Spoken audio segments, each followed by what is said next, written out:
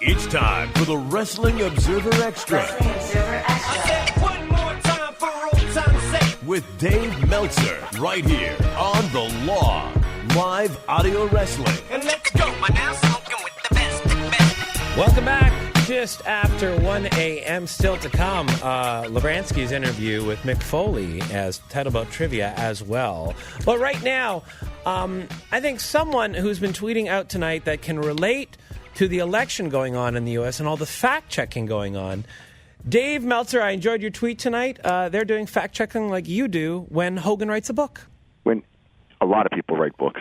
a lot of people in the wrestling Not industry just write Hogan. books. Hogan was the one for the joke, but there's a lot of other names, too. And both have to be worried about what's caught on tape, Dave. I know, really. Oh, yes, very true. Yeah. Dave, we just left off in the last segment talking about a little about UFC, about Georges St-Pierre, and the card that's coming here to Toronto, UFC 206, on the UFC website. There is the main event that seems to be left opened. And with Anderson Silva's son throwing out that picture about the two of them and saying a very interesting Christmas season. How close is this to happening? Don't know. The thing that I had heard is that, the same thing as far as George is that it's a money thing, that he's asking for a significant amount of money. If they do George and Anderson, at least, that'll be a great return to Toronto if they do it. But I haven't heard anything of it. In the middle of the week, I know from talking to people at UFC that George and them were at kind of a contractual stalemate. Dave, do you think part of the hesitation of simply putting Georges St-Pierre on this card makes all the sense in the world, that giving him this incredible guarantee that's going to raise the ceiling if you're a Conor, if you're a Ronda, especially a Ronda who's maybe only looking at a few more fights, that, hey, if George is getting this, we want X amount more as well, that it's going to increase all of your stars and what they're going to demand? Absolutely. That's exactly, you hit it right on the head. I think that's the issue. And also, George wants to be compensated for the loss of sponsorship, because you guys all know that George was when he was fighting before, made a tremendous amount of money in sponsorship that's now out the window. And that's another thing that, from his standpoint, it's like, why should I, if they're taking that away from me, they should make it up. That's only fair. And they're thinking that that's a real bad precedent to set. And, he's thinking, well, if they don't do it, then why can't I wear my sponsors? And, of course, they have to deal with Reebok, so you can't do that. So it's a real interesting situation. George coming back, and everything, that could lead to tremendous business. Between, with Ronda coming back and George coming back and Conor still being on fire, and they need to be doing tremendous business now. They put themselves in a position where they have to. Let's flip over to the world of pro wrestling, which we watched tonight, the No Mercy card. Tonight, you were talking about the election on Twitter. That was going on. The Blue Jays were going on up here. The debate. And you also had a football game. And WWE countered this by really mixing and matching what they normally do in a pay-per-view event. And how'd you feel about this lineup and the way it went down? It was strange, to say the least, why you would put the Cena match first when that was really the main event. And then I thought, well, they'll put the Ziggler match last because that's Dolph Ziggler's career. And they didn't do that either. And they put the Randy Orton match last. And I go, man, they must have something great to end the show with if they're going to put that last. Nope. And then they didn't. So, it was as far as order and placement, it was a really weird show. It felt like, if Dan would remember, then John, I don't know if you'll know the story, but I don't know if you remember this, was when I was a kid at the Garden, in Madison Square Garden, they used to always put Bruno on right before intermission, or Backlund, and then before the last match, they would announce the next card, which was actually one of the most anticipated parts of the entire show. So right. You had to have the main event, so they would announce what the next card was with the main event, and then you would end with this meaningless tag match. And that's what this show felt like. Is like, okay, we've done all this stuff, and now we're throwing these two guys out there in this match that just fills out till the show is supposed to end. That's what they used to do on Saturday Night's Main Event as well, where they had Hogan on second most of the time. Well, that made sense because you wanted Hogan on when the largest audience was watching, and a lot of people went to bed early. That wasn't the case here. I think it was they just thought everyone was going to tune out to the debate, so we'll get the main event. But to me, it's like there wasn't like any great angle or anything like that. I thought like there's this great angle they wanted everyone to see in the main event. The main event was really just a standard match. It was a good match, but just standard. I don't even know if that angle is just so horrendous. Everything leading up to it was really bad, and I didn't think the match delivered. But what did deliver, I thought, beyond expectations, was the Miz and Ziggler match tonight. It turned into a great angle, and they managed to reinvigorate the Ziggler character and get the crowd into it, which I was surprised, Dave, for a guy who constantly get beaten. People seem to care. Yeah, I think that it really was a testament to how great that match was.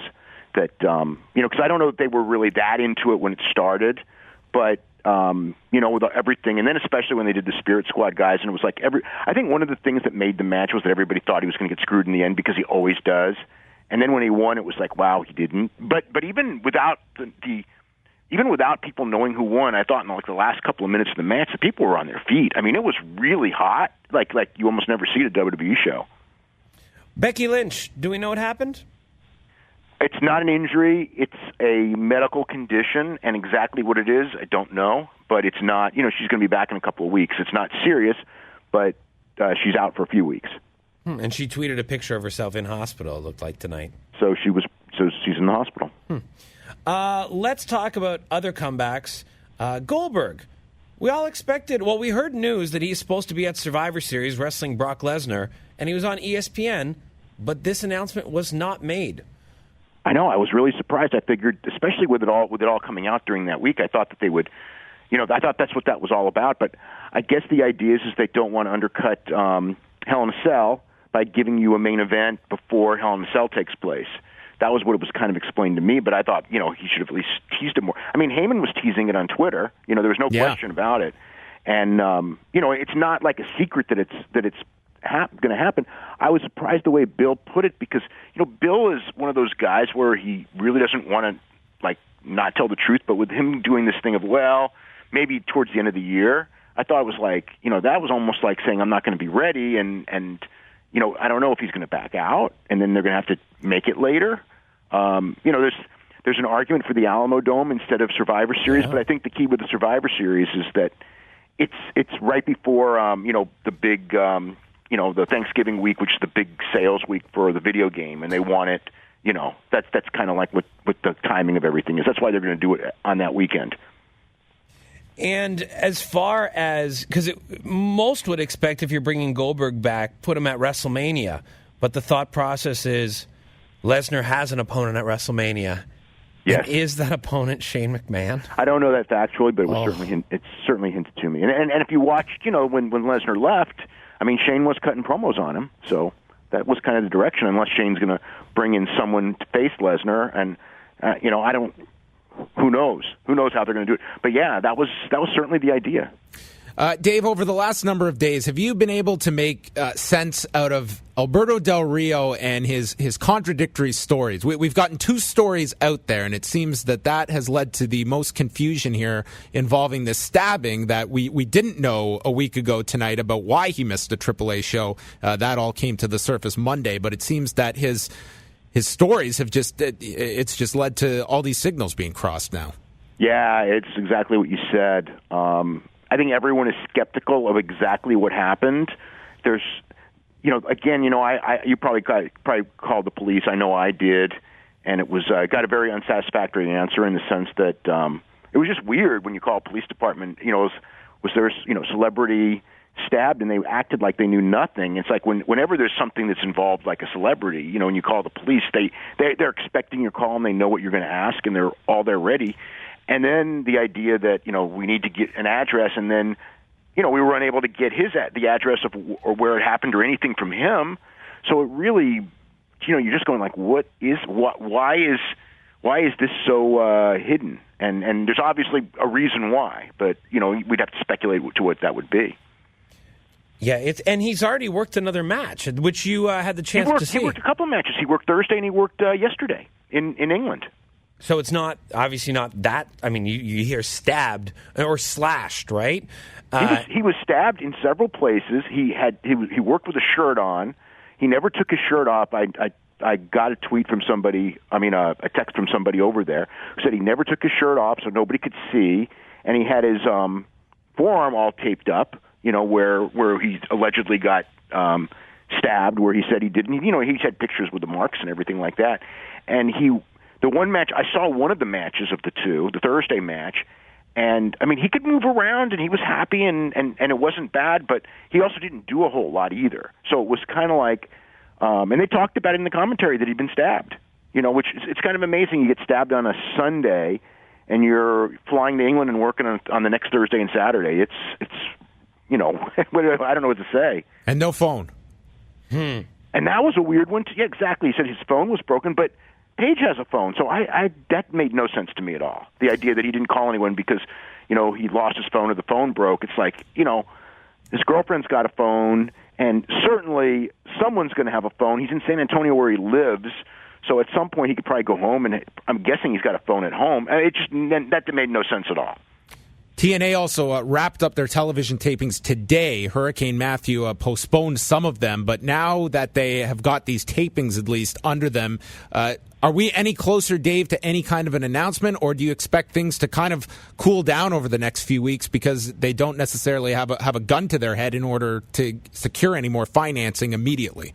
Right. I don't necessarily expect anything until the first of the year. I mean, maybe there'll be something, but yeah, it's like, Dixie now has time to try to save this. She doesn't want to sell.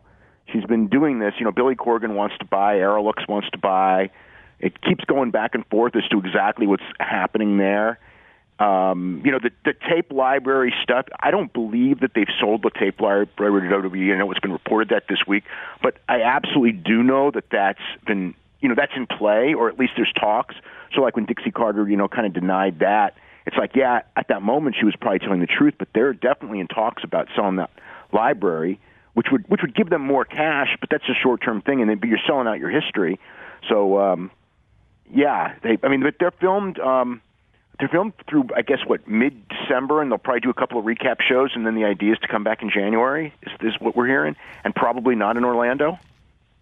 How did you feel about the Bobby Lashley losing the title?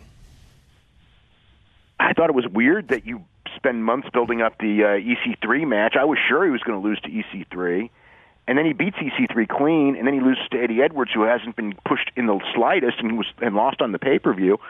It was strange, Eddie Edwards is a good wrestler and everything. It just, it was definitely surprising. Yeah, I thought so as well. Dave, we're going to wrap up, but what is coming up in the Observer this week? Coverage of this show, what they do on TV the next 2 days, story on UFC finances, got probably whatever's going to happen as far as the next WWE pay-per-view. And is that the women going to be main eventing that? I haven't heard that. I mean, after tonight, I figure anything's possible.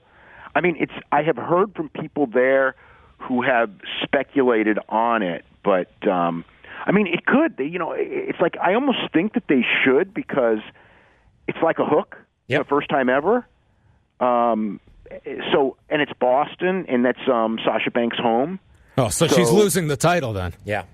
Yeah. So, Charlotte never loses on pay-per-view, exactly. Right. But so I think that it would probably be a pretty good idea, but I don't know it. No one said to me that. But I don't think that anyone knew what the main event or what was going to go on last today until this afternoon. So, that may not be decided until the afternoon of the show. Do you think that they'll put the woman in the cell? What? Do you think that they'll put Sasha and Charlotte into the cell? That was the plan. Okay. I know that they announced a card tonight, and they did not mention them in a cell, but they could always add that, on Raw tomorrow. But absolutely, before this title was to change hands, the idea was Sasha wins the title and defends in the cell in Boston. That was absolutely the plan. Now, these things change constantly. Well, that's very much a main event then, and that's something that they have been pushing towards, I find. So we shall see and follow it along, and next week we'll talk to you at this very same time. Dave, thanks very much. Okay, have a great week. Great. Thanks, Dave. You too. Dave Meltzer, WrestlingObserver.com, of course, is where you can find all of his fine work. So do so. Check it out.